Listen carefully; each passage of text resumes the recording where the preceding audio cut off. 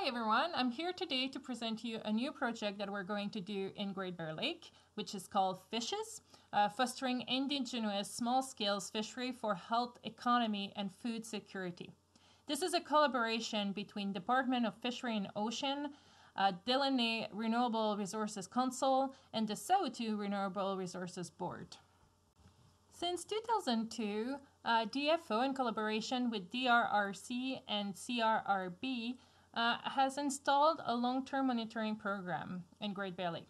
What does it mean? Well, every year they go to sample fish. They do one arm per year and then they rotate to cover the lake entirely. With a team of scientists and locals from Deliné, we set nets in Great Bear Lake to catch fish and then to bring it on shore so we can sample it. The first thing we do is to take the picture of the fish. We then follow a standardized protocol so we can always have the same measurement and compare among years. First, we take the length and we measure the weight of the fish so we can get some life history information of that individual. We then saw through the head to get the otoliths of the fish. The otoliths are the ear bones where when you cut them, it's like a tree, there's rings, and each rings represent a year of the lifetime of this fish. So you can age and you can calculate growth for each year. We then take a piece of muscle to do a series of different analysis. We do some contaminant. We also run some analysis to determine what the fish will eat during their lifetime. We also take a piece of the fin for the genetic analysis that we're going to do. We then take the gill rakers, which will be subject to variation depending of where the fish will live and what they eat. So the number of them and the length of it is highly variable.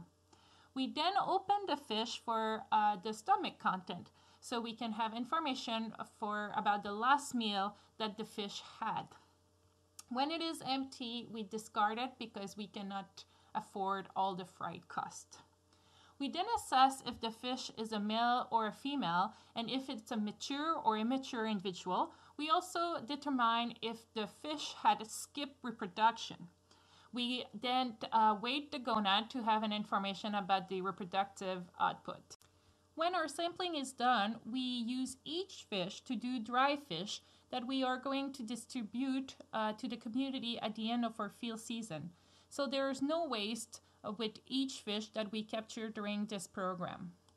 With this long-term monitoring program, we want to ask a question about the diversity within a species.